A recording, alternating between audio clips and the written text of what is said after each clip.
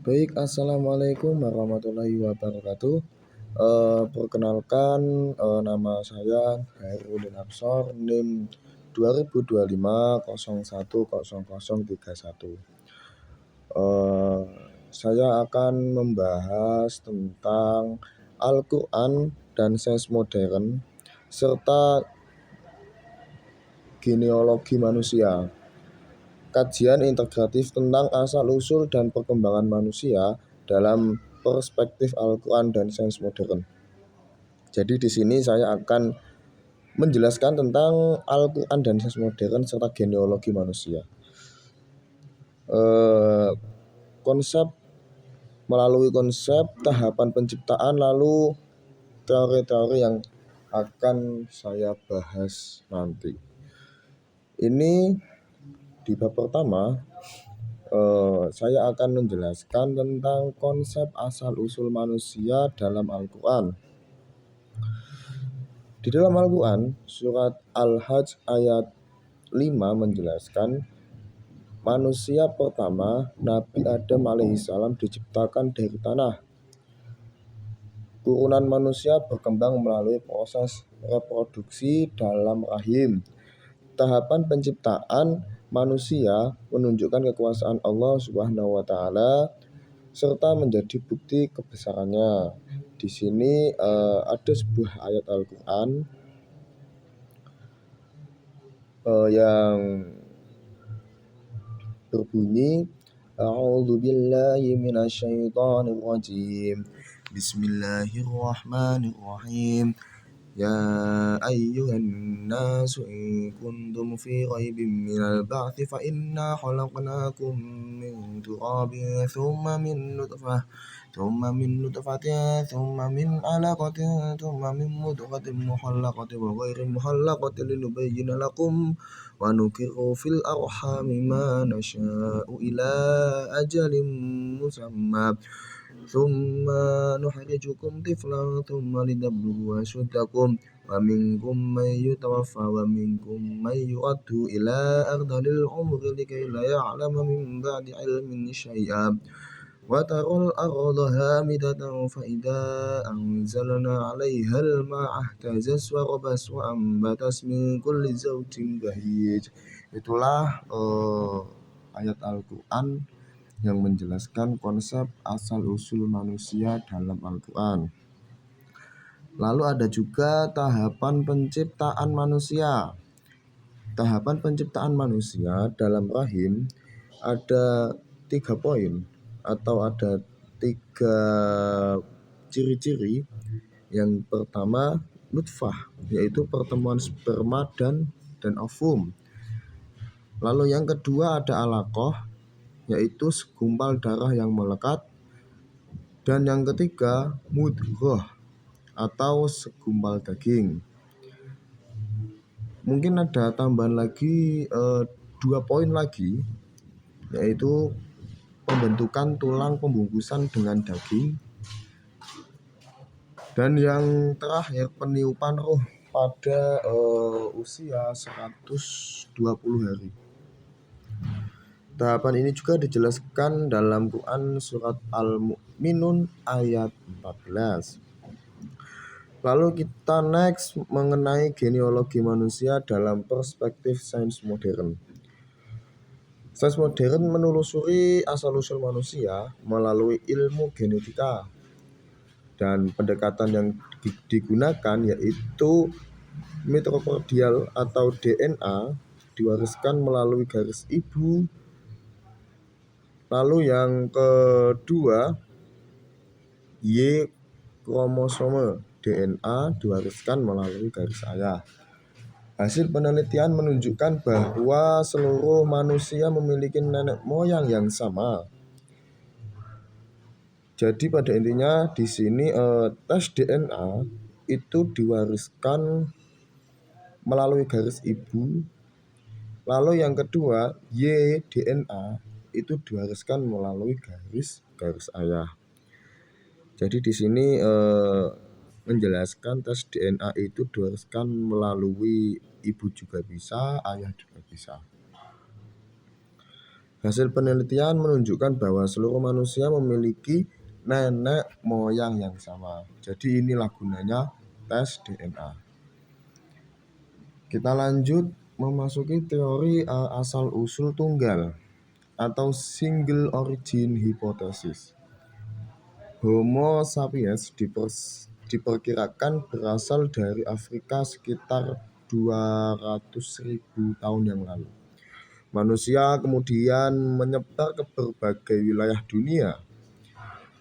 Kesamaan struktur genetika menunjukkan bahwa seluruh manusia berasal dari satu akar keturunan yang sama. Temuan ini dikenal sebagai single origin hypothesis atau hipotesis asal-usul tunggal. Jadi teori ini menunjukkan asal-usul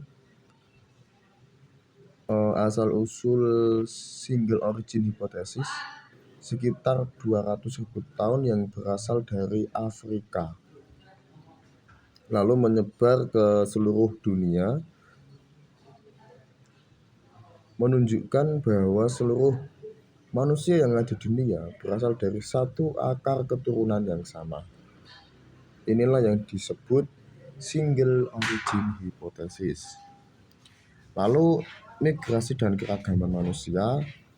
Menurut antropologi, manusia melakukan migrasi ke Asia, Eropa, Australia, dan Amerika.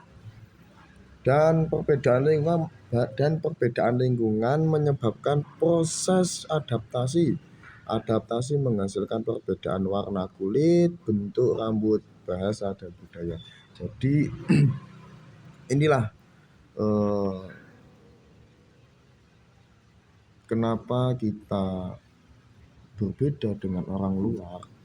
Ini bisa dijelaskan di sini, migrasi dan keragaman manusia. Jadi adaptasi cukup berpengaruh dalam keturunan yang menghasilkan perbedaan-perbedaan mulai dari warna kulit, bahasa, atau bentuk, atau budaya yang kita alami atau yang kita temukan di zaman sekarang ini. Dan integrasi Al-Quran dan sains modern ini juga dijelaskan di Quran surat An-Nisa ayat 1 yang berbunyi A'udzubillahi minasyaitonirrajim. Bismillahirrahmanirrahim. Ya ayyuhan nasu taqu rabbakumul ladzi khalaqakum min nafsin wahidatin wa khalaqa minha zawjaha wa batha minhuma rijalan katsiran wan nisaa. Wattaqullaha alladzi tasaaluna bihi wal arham innallaha kana 'alaikum raqiba. Yang menjelaskan bahwa manusia berasal dari satu diri atau nafas wahidah. Sains modern penelitian DNA menunjukkan adanya leluhur bersama, dan titik temu keduanya menegaskan bahwa seluruh manusia berasal dari satu asal-usul yang sama. Mulai dari sains modern juga menjelaskan kita dari asal-usul yang sama, dari satu bentuk yang sama, maksudnya satu titik yang sama. Di keterangan genealogi manusia juga sama diterangkan seperti itu. Jadi lalu kita mengenai apa makna keragaman dalam Al-Quran dan sains. Keragaman manusia merupakan sunatullah. Perbedaan genetika bukan tanda superioritas suatu ras. Keragaman bertujuan menciptakan hubungan sosial yang harmonis. Kemuliaan manusia di sisi Allah ditentukan oleh ketakwaannya. Jadi kita ini hidup bersama dari satu titik, dari satu bagian, dan di mana satu bagian tersebut merupakan keragaman sunatullah yang kita alami, dan itu bertujuan menciptakan hubungan yang harmonis. Jadi kita sesama kehidupan, sesama makhluk hidup di dunia ini harus berhubungan sosial dan harmonis tentunya. Lalu apa kesimpulan yang saya terangkan tadi? Yang pertama, Al-Quran menjelaskan bahwa Nabi Adam alaihissalam diciptakan dari tanah, sedangkan keturunannya berkembang melalui tahapan biologis dalam rahim. Lalu yang kedua, dari sains modern juga melalui genetika atau antropologi mendukung hipotesis asal-usul tunggal bahwa seluruh manusia berasal dari leluhur yang sama. Dari sisi lain juga terdapat keselarasan antara Al-Quran dan sains modern dalam menjelaskan genealogi manusia. Keragaman ras, suku, bahasa, dan budaya merupakan hasil adaptasi manusia serta menjadi tanda kebesaran Allah Subhanahu wa taala. Al-Quran menjelaskan bahwa Nabi Adam alaihissalam diciptakan dari tanah, sedangkan keturunannya berkembang melalui tahapan biologis dalam rahim. Mungkin itu saja yang saya sampaikan di siang hari ini. Terima kasih atas waktunya. Wassalamualaikum warahmatullahi wabarakatuh.